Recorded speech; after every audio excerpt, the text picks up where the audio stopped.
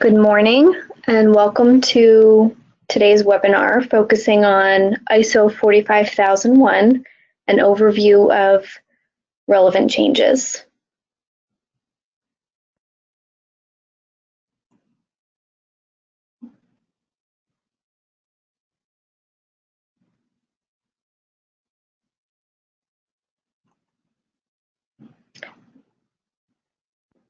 A brief introduction. Welcome from PJR. My name is Austin Matthews. I'm the EHS Assistant Program Manager.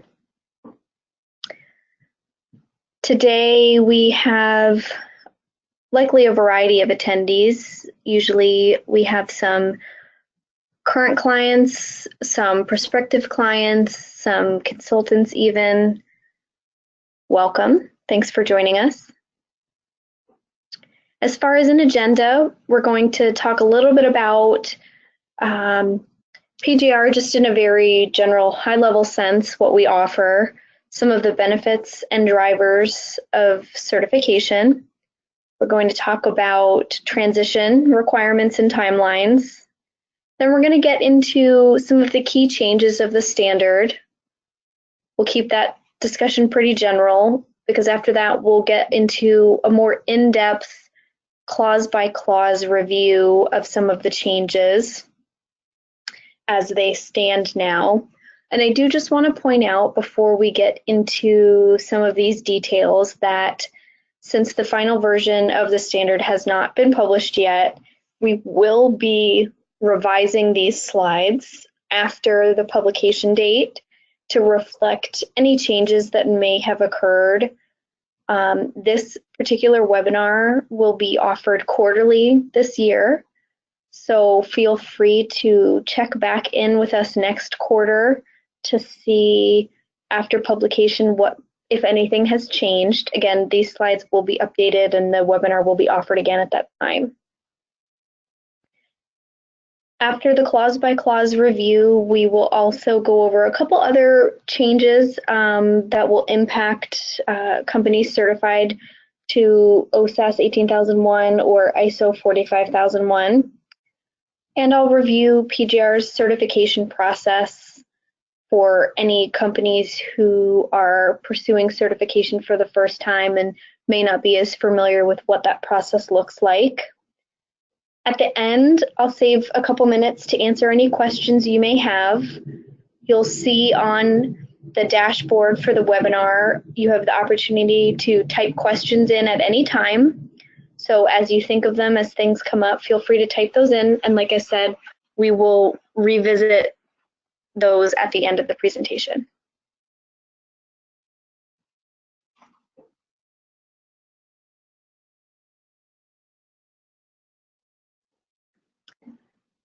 This map and this list, just wanted to give you an idea of some of the companies, the countries where PGR currently has certified clients.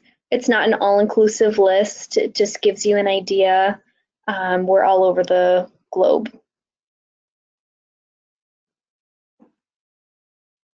We're accredited to grant certification to a wide variety of standards. You'll see OSAS 18001 is on this list. We will be pursuing certification to ISO 45001. However, obviously, we won't be able to grant any certifications until we obtain our accreditation.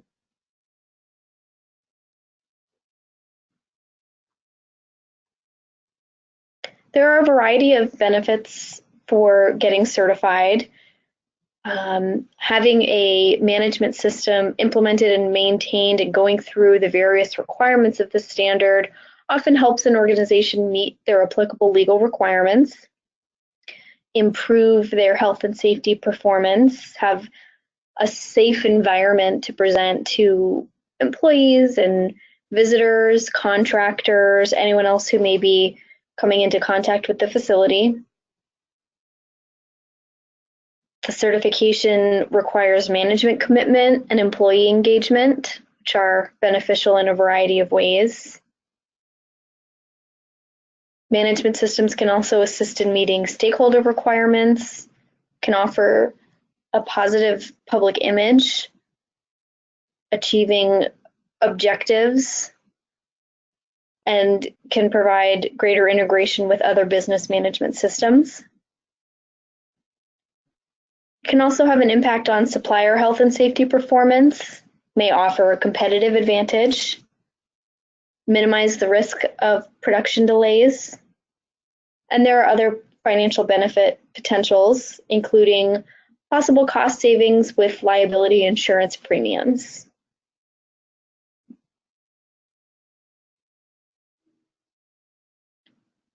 ISO 45001 specifically, there's a commitment to that health and safety piece, the prevention of injuries and ill health, reducing the risks the exposure for your employees, contractors, as we discussed before, visitors, anyone who may be working in or around your facility. And again, as we talked about, there's drivers associated with a public image and a framework for meeting regulatory requirements or customer requirements.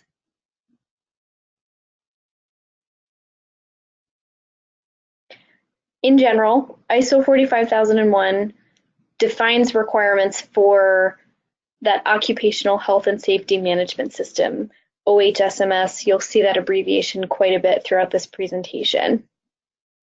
This framework, this management system that you will establish, implement, and maintain is aimed at controlling the hazards within the organization, within the activities and services provided, reducing the risks of lots of things, accidents, injuries, incidents, ill health, and or any downtime that may be associated with those items, as well as continually improving. And that may be continual improvement of the performance of the system, of the processes and operations themselves. Currently, the standard is in the final draft stage and is expected to be published really any day now. It is a voluntary certification, so it's not a regulatory requirement or OSHA requirement in and of itself. But as we discussed, it can certainly help meet those requirements or monitor those requirements, as those are expectations of the standard. We'll talk a little bit about the transition. Obviously, we'll know more once the standard is published to be able to update these dates for you, but there will be a 3-year transition or migration period for existing certifications. You'll see that deadline reflected on the expiration date of any OSAS certificates that are issued. And as with any other transition, once the standard is published and we're able to review those timelines, PJR will issue a transition plan to all of its existing OSAS 18001 clients, and that will provide updated deadlines. And again, we'll offer this webinar again with updated details if you want to check back next quarter. With transitions, often PJR will communicate a deadline. We may do that again for ISO 45001. This deadline would represent when the transition audit for existing clients would need to occur to ensure that there's not a lapse in certification. We need to be aware of and build in time for the resolution of any corrective actions that may result from the audit, as well as our internal review of the package and the actual certification process, where you would be receiving a draft to review before anything final is issued. So we want to build that into the timeline and make sure we can adhere to that 3-year deadline. Again, that information would be communicated through a transition plan after the standard has been published. Transition audits will be permitted during surveillance or recertification audits, and you can determine that along with your scheduler if you need any help based on your audit cycle and when you when your organization feels they will be ready to make that transition. At least one audit day will be added to the audit time for the transition requirements, possibly more, but at minimum, it would be an additional day added to the audit. If your surveillance audits are already 2 days long, it would be at least a 3-day audit, as an example. Getting into some of the changes, ISO 45001 will reflect many of the changes you may already be familiar with from the recent ISO 9001 and ISO 14001 revisions, as now that the health and safety standard ISO 45001 will be an ISO standard, it will reflect that same structure. That includes this Annex SL structure. So you'll notice that the clauses are going to be a little bit different than OSAS 18001. The numbering and the titling of those clauses will be completely different, but will be very similar to ISO 14001 2015, which some of you, again, may already be familiar with.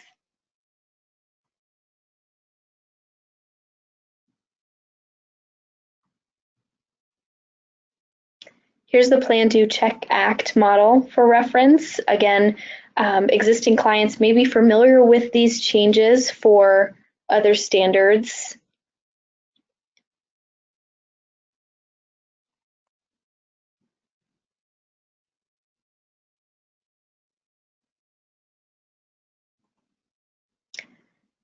At a high level, the key changes in ISO 45001 are, as we mentioned, the adoption of the ISO structure.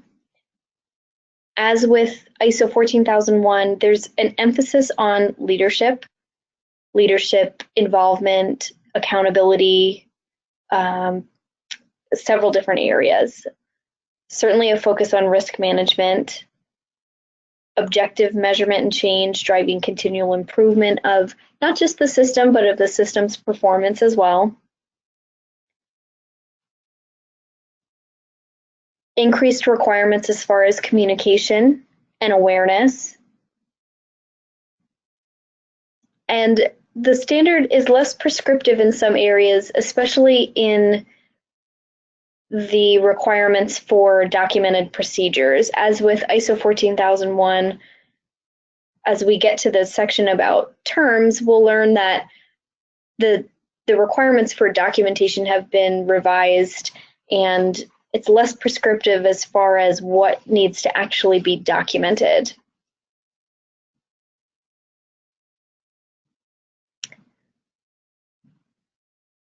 I've included some terms in this presentation. Obviously, it's not the entire list of terms that can be found within the standard, but I wanted to highlight some key terms or key changes. Interested party may or may not be new to some of you, but this concept comes up several times within the standard, so we definitely want to take a closer look at that, and I've included these in the standard for your reference. So again, interested party would be one of those terms, looking at people or organizations that can affect or be affected by the management system. Top management, again, this comes into play in several areas with an emphasis on leadership in the revised standard.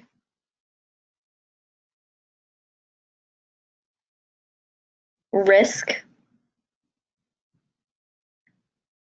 Intended outcomes are defined because, again, we're looking at continual improvement of the management system and its ability to achieve those intended outcomes. You'll hear these concepts reinforced as we go through the more specific changes. Risk and opportunity. These two terms may be new. They can also be found in ISO 14001. Risk is generally negative, whereas opportunity can be positive. Competency has been restructured within the standard. It's been separated from awareness to make a distinction between the two. So competence is defined here. Documented information is a very broad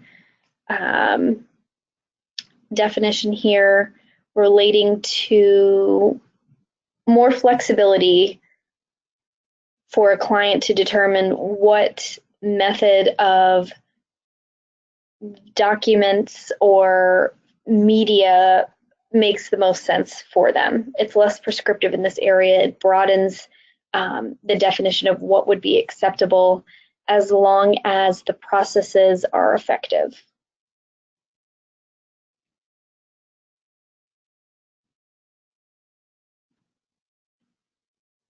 Occupational health and safety performance is defined. Again, you'll see an emphasis on performance and improvement of that performance. I included the definition for audit. There were some changes here. The audit process is not a new one.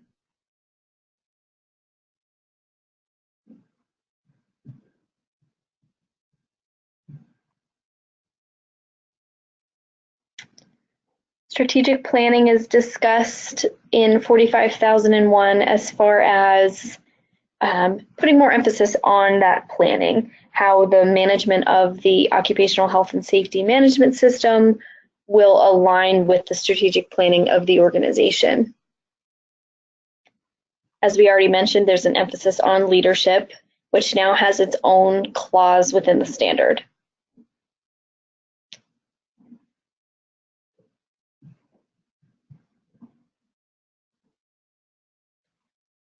I find the standard in general to call for more proactivity than it necessarily did before. The expectations for organizations have been expanded upon. This comes through in a variety of areas, including hazard identification processes, the risk assessment expectations, processes for emergency response, the adequacy of operational controls, different monitoring and measurement methods, just as a couple examples.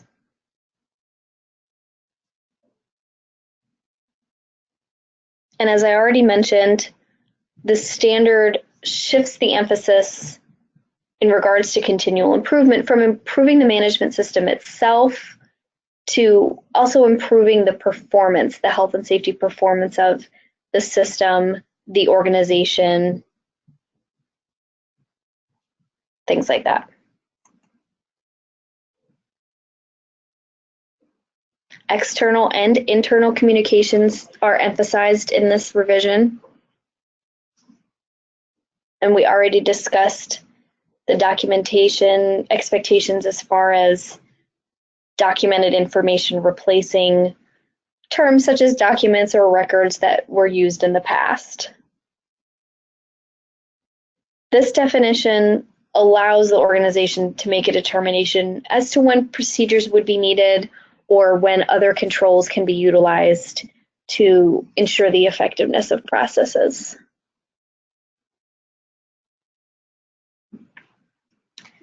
Okay, so with the majority of our time left, we will look at more specifically the changes within the standard. I'm not going to go through every clause necessarily, but the vast majority of them are called out here on these slides. I've tried to highlight and summarize some of the changes, and these slides, will serve as a resource, hopefully, for you as you go through the transition process. Again, once the standard is published, we will revise the content of these if there are any changes.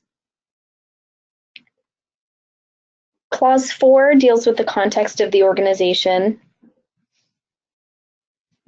The standard is asking or requiring the organization to determine which internal and external issues are relevant to the OHSMS and its ability to achieve its intended outcomes. It also requires that relevant interested parties, not just employees, be determined and understood to be able to identify what their needs and expectations are. These likely translate to requirements of the system. These issues, these internal and external issues, and these interested party needs and expectations are also to be considered when determining the scope. So it's really requiring a greater awareness of what may be going on outside the four walls of the company, what can impact its ability to achieve its intended outcomes, or what interested parties would be relevant, what they may be needing or expecting from the organization to build those requirements in, or at least to consider them.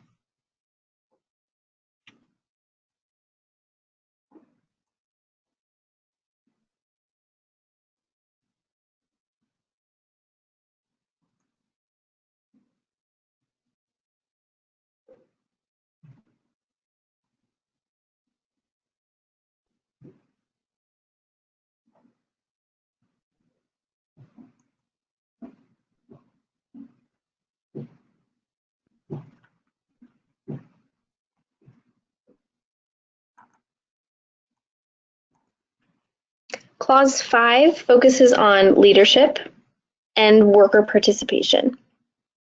As we discussed already, we're looking for leadership to take on more responsibility. So this is outlined within these clauses. It outlines some specific areas where top management should be involved, responsibility for the effectiveness of the system, the integration of the system into other business processes. The adequacy of resources is a big one, and also the communication, and we'll get into resources and communication in more detail. The policy, the health and safety policy, and the objectives associated with the OHSMS should align with the organization's strategic direction, helping the system achieve its intended outcomes. The policy should include a commitment to participation, which was not necessarily called out specifically in previous revisions.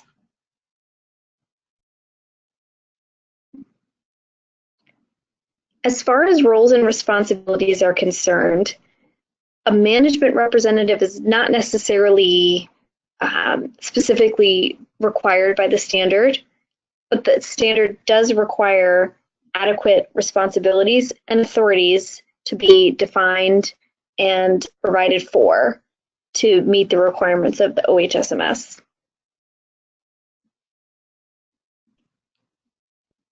The requirements for participation and consultation are a bit more specific.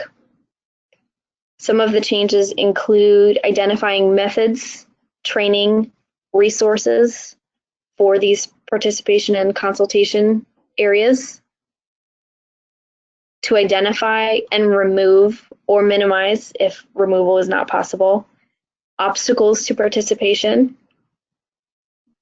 This language was not necessarily clear in previous revisions. It also emphasizes non-manager participation and consultation in key areas like identification of hazards, incident investigation, monitoring and measurement needs, because again, the standard is really trying to ensure the participation of workers at all levels.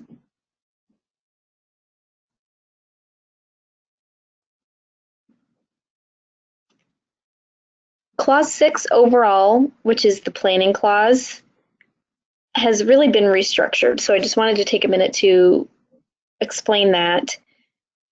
Also, the planning and risk determination is to take into consideration the positive and negative. If you recall, when we looked at the terms, risks are negative, opportunities are positive, those identified internal and external issues, and the needs and expectations of interested parties. So here again, in the planning phase and the risk determination, we're also, being asked to pull those concepts back in and ensure that they're considered. The planning should again focus on achieving intended outcomes of the OHSMS.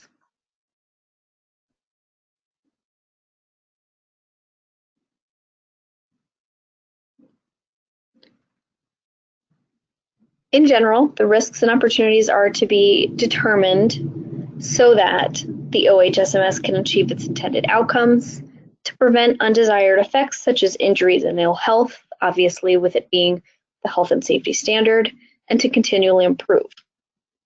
Risks and opportunities may relate to hazards, legal or other requirements, or other risks and opportunities that could affect the achievement or the performance of the OHSMS related to those intended outcomes. It's pretty broad.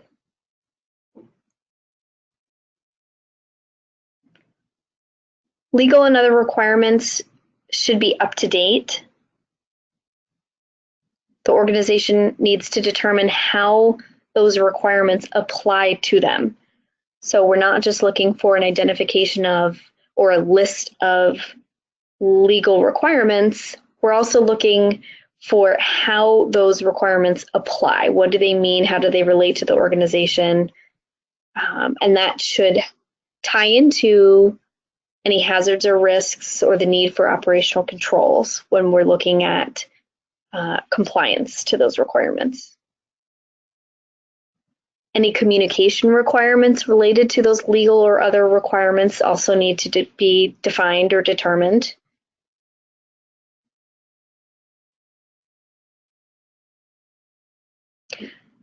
And in conjunction with those identified legal and other requirements, as well as risks, opportunities, emergency situations, things like that, the standard in 6.1.4 is looking for how you're going to plan those actions, how you're going to take action to address those items.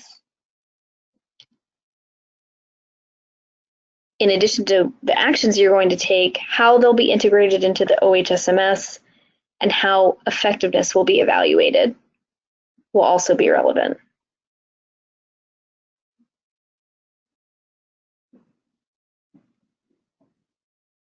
The hazard identification process needs to consider several things.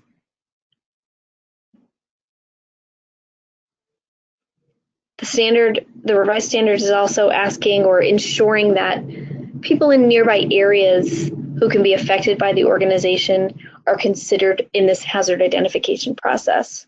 We also need to make sure we're looking at anyone in or near the workplace, even if they're not controlled by the organization. So even if they're not necessarily employees, again, if they can be affected, it's relevant. Work areas and equipment designs may also be relevant. Proposed or actual changes should be considered. Past incidents should be considered. Those are just a couple examples. Risks and opportunities need to be identified, and there must be a process for doing so. Any risks identified should be addressed or assessed, Assessing those risks for potential operational controls or potential changes that may need to be made.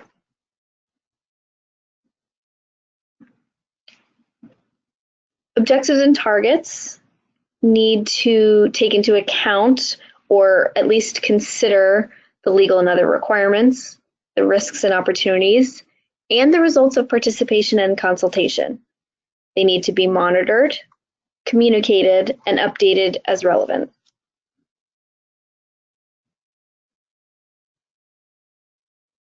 The organization through the OHSMS also needs to determine the actions needed to achieve the objectives, any resource needs, and/or responsible parties,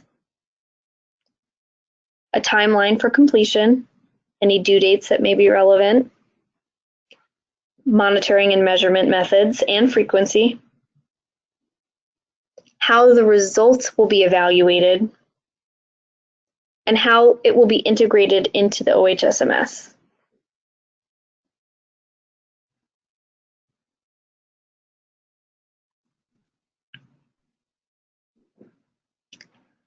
Clause 7 relates to support and is, again, one of the areas that has been restructured. This structure is new. as some of you may be familiar already with ISO 14001, 2015. Competency and awareness requirements have been separated into two different sections.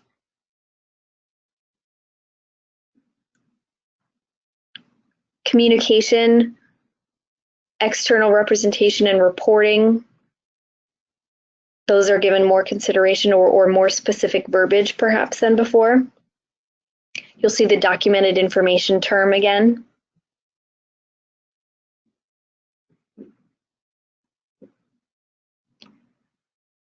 The competency requirements for workers that can affect the OHSMS must be determined, and there must be documented information as evidence of those competence requirements being met. If action is needed to meet those competency requirements, the effectiveness of those actions must be evaluated. The revised standard identifies specific items or topics of which workers must be made aware, including real or potential repercussions of deviating from the OHSMS requirements. So in the standard, you'll see items specifically called out that the organization needs to make their employees aware of. Again, competency and awareness are separated into two separate sections. Getting back to internal and external information and communication requirements, we talked a little bit about this before, but this section is asking all of those requirements to be defined, how those communication requirements will be met pretty specifically. Interested party views, external interested party views may be relevant and may need to be considered as well in terms of communication requirements.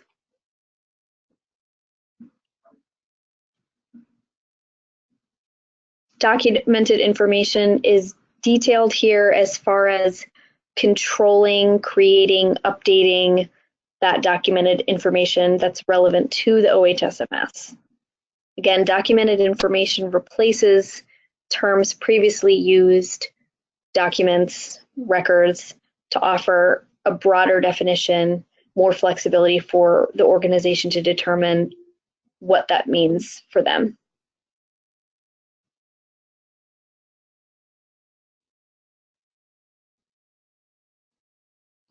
Clause 8 deals with operations. It requires that the actions be planned via established processes with sufficient documented information maintained to ensure process criteria are met. So this is a good example of where the organization is given more flexibility. It's not saying you need a defined documented procedure, but you have to have an effective process and you have to be able to show that it's effective.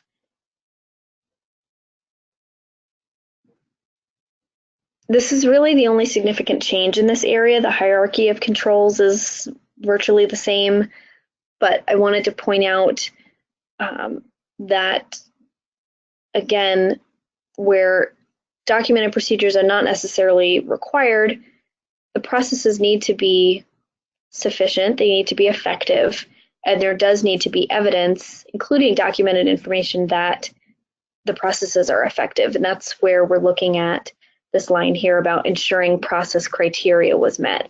So earlier in the standard, through the planning, we're looking at what those processes need to look like, what the outputs need to look like, all of the things that it's asking you to define or determine.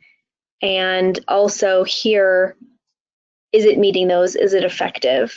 How do we prove that? There's a clause about management of change, which was implied in previous versions, but I think this verbiage is much clearer. Controlling any planned changes that could affect the OHS performance, reviewing and mitigating any negative impacts from inadvertent changes as well.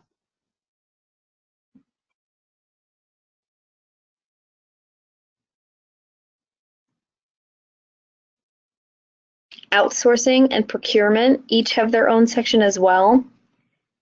As far as outsourcing, the standard requires that controls be defined and implemented to ensure that anything that is outsourced is adequately controlled.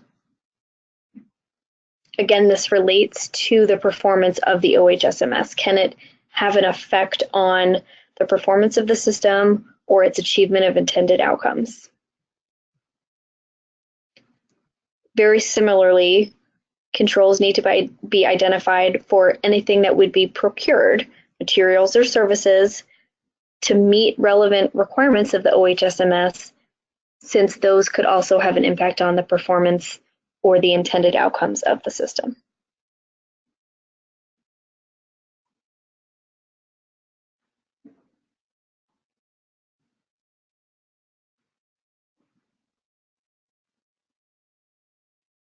Dealing with contractors, also a similar concept. Controls need to be identified and implemented in terms of communicating and controlling contractors relevant to the OHSMS, the risks, the impact it can have. This could be the impact on the organization's workers, the impact of the organization and its activities on the contractors and their activities. It can go both ways, and it really needs to be evaluated and controlled. Contractor criteria for selection also needs to be identified. There should be some process for ensuring contractor and their activities meet the requirements of the OHSMS.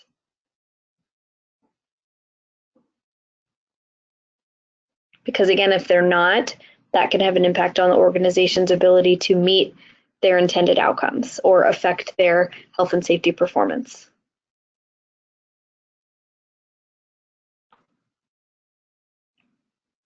There weren't too many changes to the emergency response portion of the standard.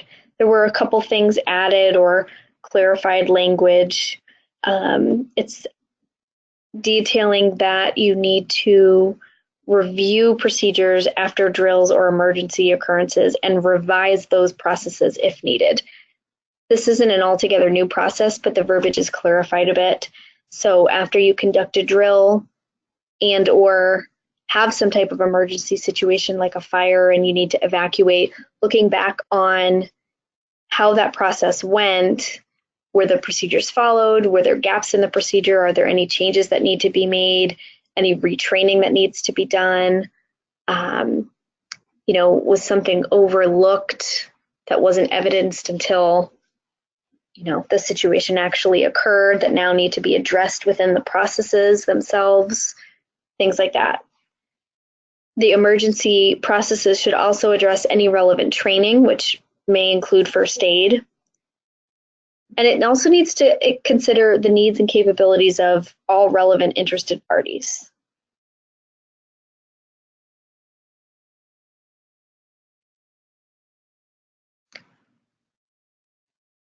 Clause 9 focuses on performance evaluation. So there's monitoring and measurement, internal audits, management review, things like that. The monitoring and measurement requirements, again, have to be determined pretty specifically, just like communication requirements, what's going to be communicated, when, to whom, in what way. We're looking for the same level of detail here. How are things going to be monitored and measured? What do those methods look like? Who's responsible for doing them? What are the frequencies associated with those items? All of that needs to be determined within the OHSMS. The internal audit process is really no different. There are a couple factors that were more specifically addressed to be determined within the audit program. Maybe they were implied before and the verbiage is a bit clearer now. It also requires that the audit results need to be reported to relevant management. Those were really the only changes that I identified in this section.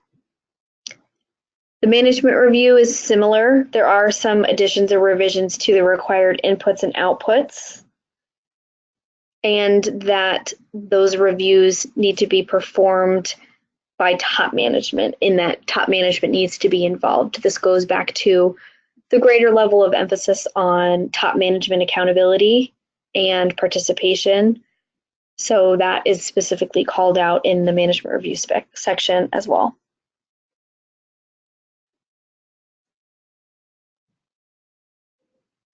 Clause 10 focuses on improvement.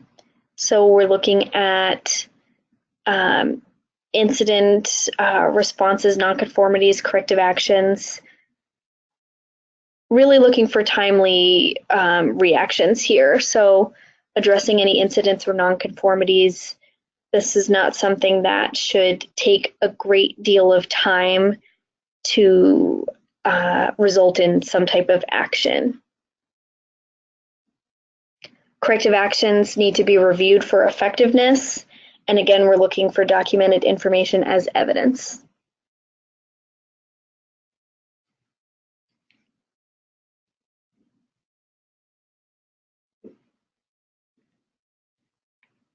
Continual improvement, we already talked about this quite a bit. It relates to not just objectives, but also the performance of the system overall. The improvement of the OHSMS, its intended outcomes, its performance, and certainly the objectives play a role in that. So we are looking for continual improvement.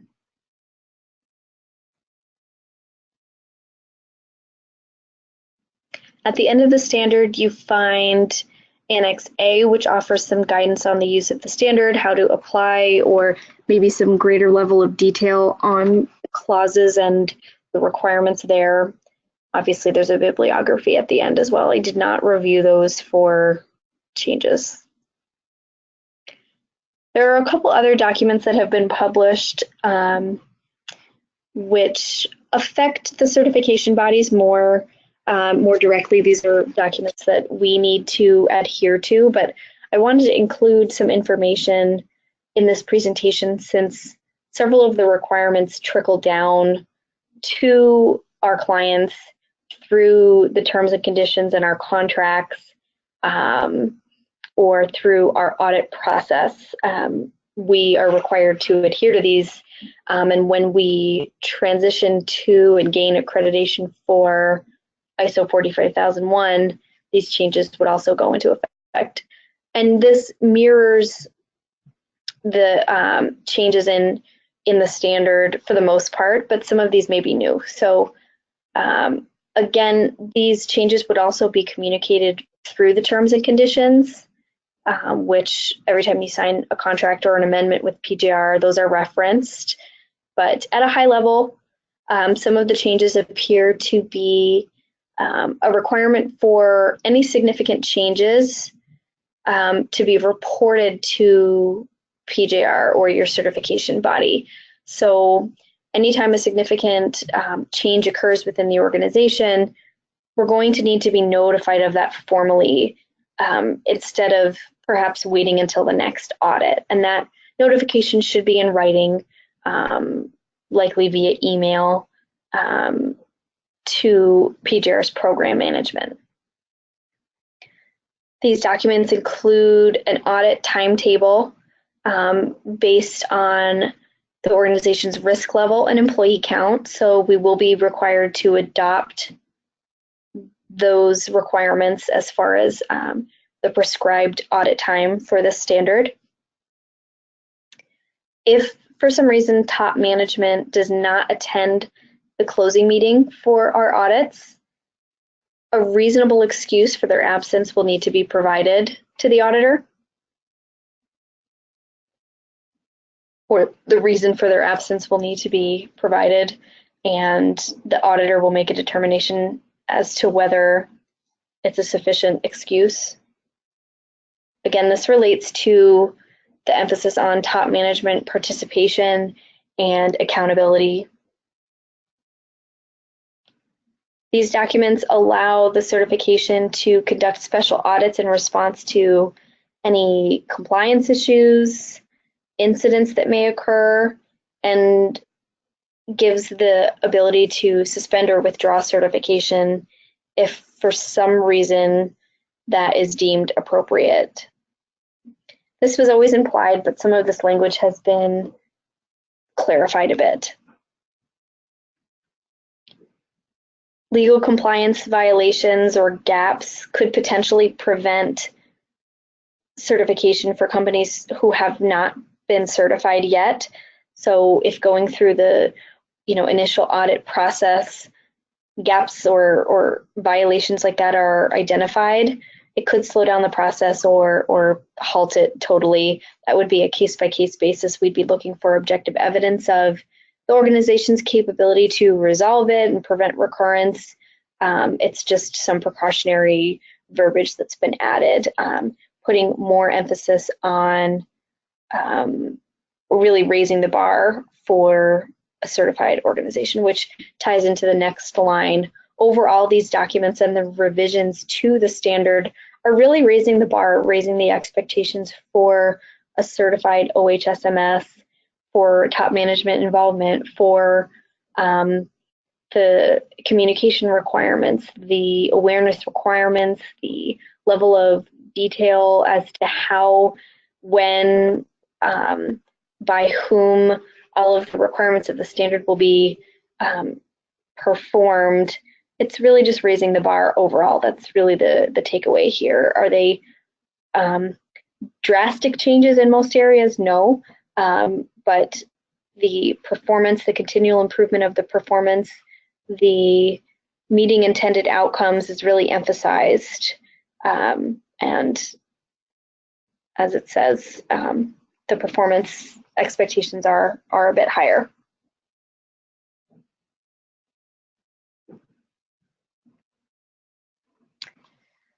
So I went through that pretty quickly. I wanted to have a couple minutes to go through the certification process itself and then answer any questions at the end.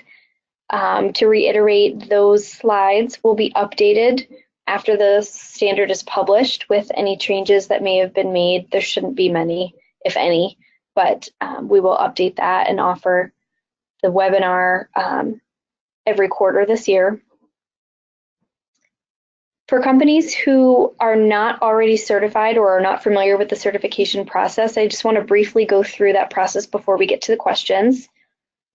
If you're pursuing certification for the first time, the first steps you would take are identifying and establishing the documentation you'll need to meet the requirements of the standard, perform any training to those requirements, implement those requirements, which includes conducting an internal audit of the entire system, compliance evaluation, management review, including input from the internal audit.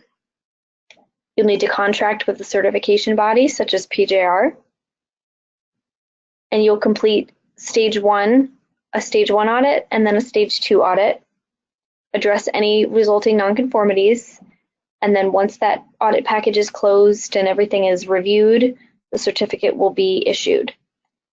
To get into more detail about a stage 1 audit and a stage 2 audit, that's what the initial certification consists of, those 2 audits. The first, stage 1, is a documentation review, really evaluating the readiness of the organization to move to stage 2. So do your processes or procedures or any other documented information that you've implemented meet the requirements of the standard.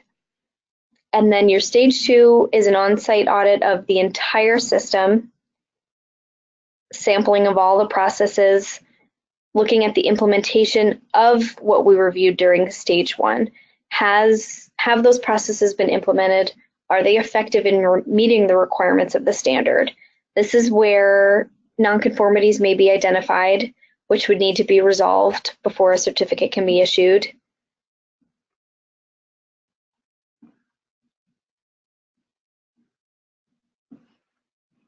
After certification, after the certificate has been issued, the 3-year cycle continues with surveillance audits, which can be either every 6 months or 12 months if you'd like annual or semi-annual audits. And that's a partial system audit. So unlike the stage 2, it's not going to cover every process. It's a sampling, roughly half. There are processes we cover during every audit, and the rest of the processes are split between the first and second year of surveillance. The third year constitutes the recertification audit, which is very similar to the stage 2 audit in that the entire system is audited again. After the recertification audit, you would be issued a new certificate, and the process continues with another cycle. Those certificates have an expiration date of 3 years. So that's what the cycle looks like. You have your stage 1 and stage 2 audit, 2 years of surveillance audits, and then on the third year, you have your recertification audit where you're issued a new certificate and the cycle starts over. You don't have to have a stage 1 and stage 2 audit again, unless for some reason your certificate is withdrawn and you're looking to start over. I included 2 general slides here. Sometimes with OSAS 18001 clients, we see multi-site certifications where there are multiple locations doing the same type of work looking to be included in one certificate. For companies who are not familiar with that verbiage, I just left this slide in here as far as the pros and cons of having a multi-site certification, which means they would be audited together, included on one certificate, instead of the different sites having their own individual certifications. There are some cost savings as far as combining them into a multi-site certification. Since we can sample, we may be able to reduce time. The risk is that if one of the sites falters significantly enough, the whole certification is at risk. So I'll just leave that slide in there in case it's relevant to anyone. Similarly, the health and safety standards are commonly integrated with other standards such as ISO 14001 or R2 for relevant industries. Certainly it's a standalone standard, but again, I left this slide in here for anyone who may be considering integration. There are some discounts for integration if you're having other standards audited and you have that management system that addresses both. So an integrated audit is not necessarily just 2 audits occurring at once. Because of those time reductions, integrated means that the system is combined. And I listed some examples here of what that looks like. The internal auditors would likely be the same, having a corrective action system that addresses nonconformities for both or all of the relevant standards, management reviews being conducted as one, a single compliance audit. It's just that the different standard management systems are not being kept separate. They truly are integrated. Otherwise, we wouldn't be able to discount the time.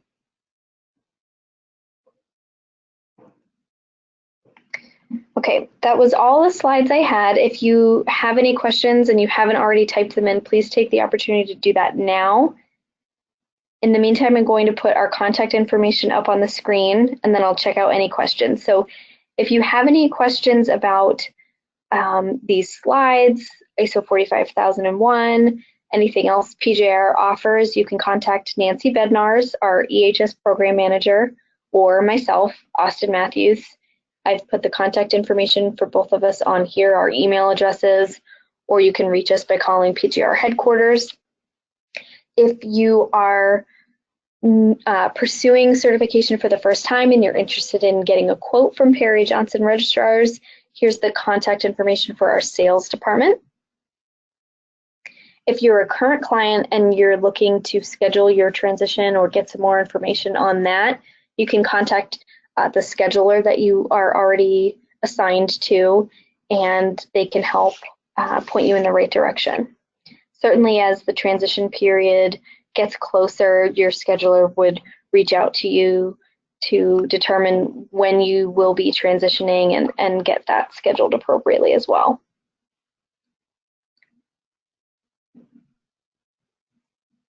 Okay, let's see. So one question we have, after the final draft is published, how long does it take PJR to gain their ability to audit to this new certification?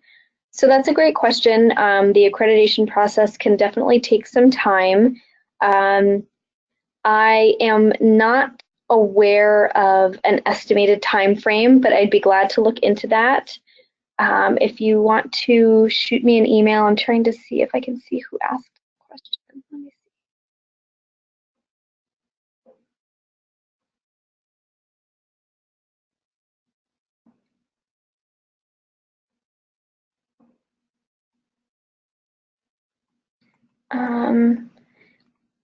If you want to send us, myself or Nancy, an email about that, we might be able to get you a better estimate.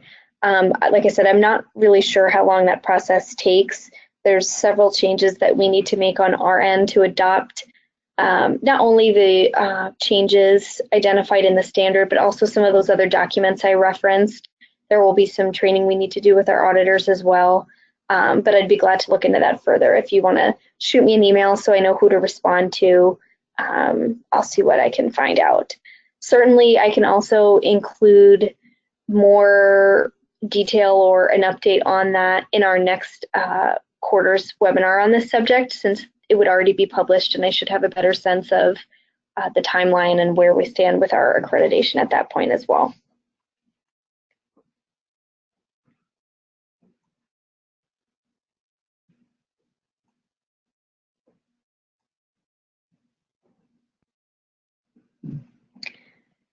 If anyone was having, it looks like there's a question about the audio. Someone was having trouble with the audio. These slides will be posted after the presentation to our website under previously recorded webinars, as well as past webinar slides. You can see either the recording of the whole webinar or just the slides.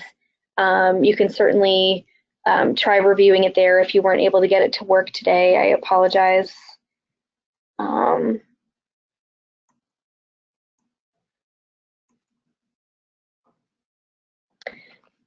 The PJR is not able to provide you with a copy of the standard. That can be, you'll have to obtain that on your own.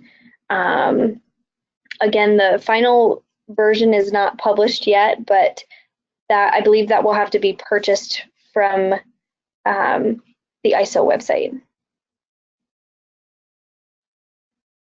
Are there any other questions this morning? I'll hang on for another minute or two to see if anyone types. Let's see. So this standard, the slides are based on the draft of the standard, which PJR obtained and provided me with a copy. I'm not sure if that's something that is available to the public or if you'll have to wait until it's been published in its final version.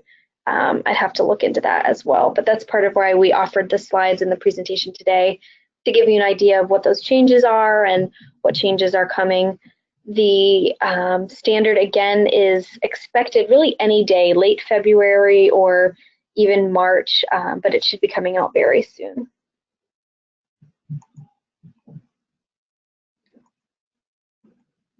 Okay, it looks like those are all the questions, so thank you for joining us this morning and best of luck with your transition.